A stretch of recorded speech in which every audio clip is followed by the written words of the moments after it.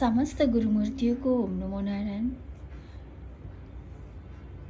अखड़ा को ओम नमो नारायण, अपना अपना गुरु महाराज को ओम नमो नारायण। हम शिवानी आज शिवा पुराण में कुछ शब्द बोलने का मन कर रहा था, तो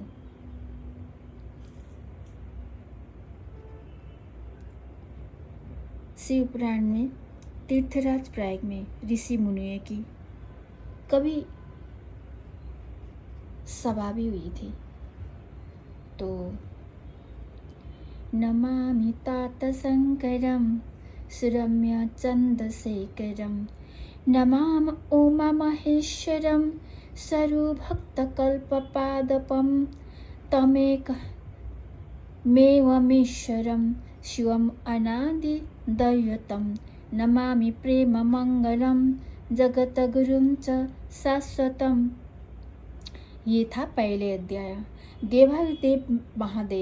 देवादिदेव भगवान महेश्वर के चरणों में कमलों का ध्यान करके महामुनि श्री वेद व्यास जी बोले, हे तात तीर्थराज प्रयाग, जहाँ परम मुनि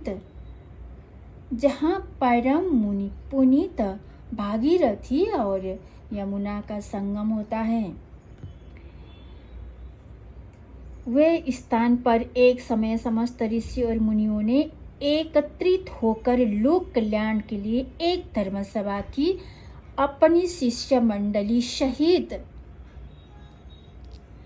महापौराणिक श्री सूत जी वहां आए। उनको आता देख समस्त ऋषि मुनि अपने अपने आसनों से उठ खड़े हुए और उनका पूजन करने लगे। श्री सूत जी का सत्कार कर उन लोगों ने उन्हें उच्च आसन पर बैठाया और तब अति विनीत भाव से विनम्र स्वर में हाथ जोड़कर बोले, हे महर्षि, इस कलियुग के प्रभाव से समस्त जीव त्रस्त है। मृत्यु लोक के सभी प्राणी सत्कर्मों से विमुख होने के कारण पाप की पीड़ा से दग्ध हो रहे हैं।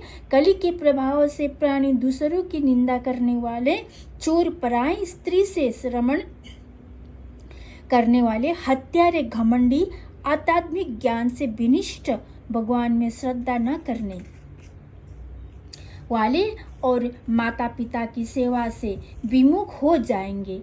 वह स्त्री को आज्ञा में चलेंगे।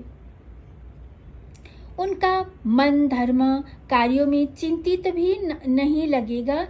ब्राह्मण जन लोग मरने लगेंगे। वे वेदों के ज्ञान को बेचकर आजीविका चलाने वाले धन की कामना और गर्व में डूबे रहेंगे। वे ब्रह्मत्व के कर्मों को त्याग कर तीनों समय की उपासना छोड़कर ब्रह्म ज्ञान से रिक्त होकर दया को त्याग देंगे। वे व्रतों को त्याग कर क्रूर और दुष्ट स्वभाव को धारण करके खेती करने लगेंगे। इस कलयुग के प्रभाव से ही अन्य वर्ण भी अपनी मर्यादाओं को त्याग देंगे। क्षत्रिय गण भी अपने कर्मों से विमुख हो जाएंगे। वे कुसंगत के कारण धर्म को त्याग कर पाप कर्मों में लीन होंगे। वे कायर, धर्मद्रोही, घोरहीन प्रवृत्ति वाले होकर इंद्रियों के दास होंगे। स्वाभाविक मान का भाव उनके हृदय से निकल जाएगा। परतंत्रता में उनको सुख प्राप्त होगा। वे भोगों में लिप्त होकर हर समय स्त्रियों से घिरे रहना उचित समझेंगे। मांस, मदिरा, विलास और धूत में उनका समय नष्ट होगा। वैश्याओं के इशारों पर नाचने में उनको प्रसन्नता होगी। वे गौ ब्राह्मण की सेवा से विरक्त होंगे।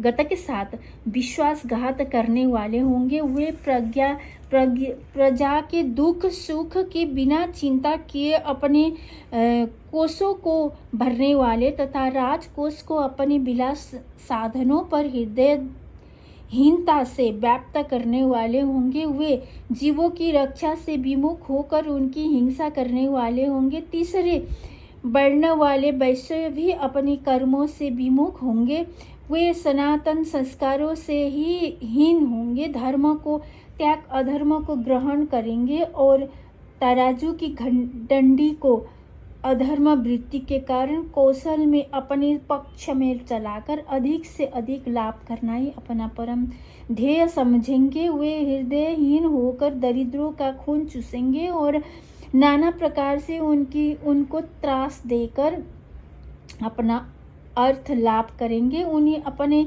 गुरु इष्ट देवता और ब्राह्मणों के प्रति श्रद्धा न होंगे। वे महान कामुक हीन मनोवृत्ति वाले और स्वार्थी होंगे। वे लोभ के वशीभूत होकर अपनी कन्या तक का विक्रय करने में न चुकेंगे।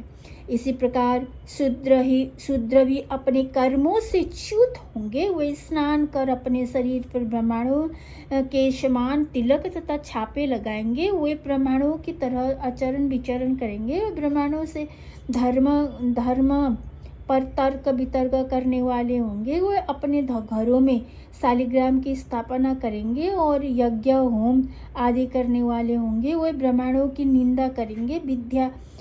विद्याध्ययन करके धन लाभ करेंगे। वे धनी होकर अपनी सत्ता जमाना चाहेंगे और धन के मद से उनको अतिशय अभिमान तथा दर्प होगा। वह समस्त वर्णों में महान पातकी दुष्कर्मी और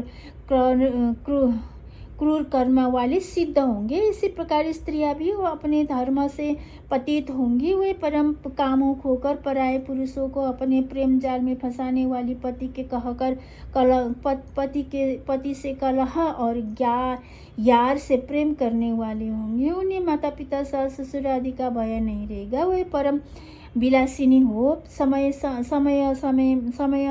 का बिना विचार किए कुपात्र सत्पात्र आदि का बिना ध्यान किए अपनी काम वासना को शांत कराने वाले होंगे। वे अपने विलास के कारण सदैव रोगी रहेंगे और गृहस्थी के प्रति उनके मोह नहीं होगा। ये सूत जी, जब समाज का ढांचा पापमय होगा तो इन स्त्री पुरुषों से उत्पन्न संतान का भविष्य क्या होगा। माता पिता के आचरण देखने वाली वह संतान कर्म धर्म से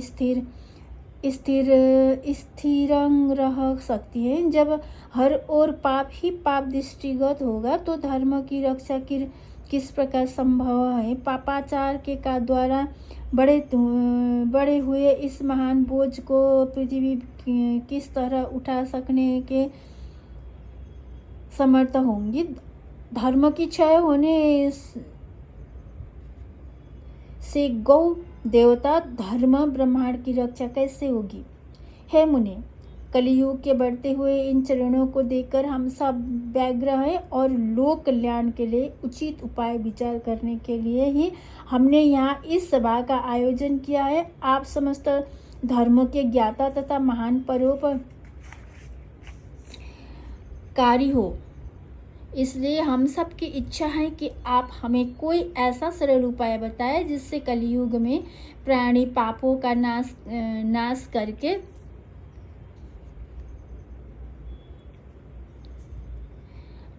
अपने धर्म की रक्षा कर सकने में समर्थ हो सके। ऋषिजनों के इस परम कल्याणकारी निवेदन को सुनकर श्री सूत जी कुछ देर तक मौन रहे। उन्हें मन ही मन भगवान शंकर के चरणों का ध्यान किया। जब उनको परम शांति प्राप्त हुई तो वे मधुर मधुर मुस्कुराते हुए ऋषिजनों से बोले, ओम नमो नारायण। अब दूसरे अध्याय में जाएंगे।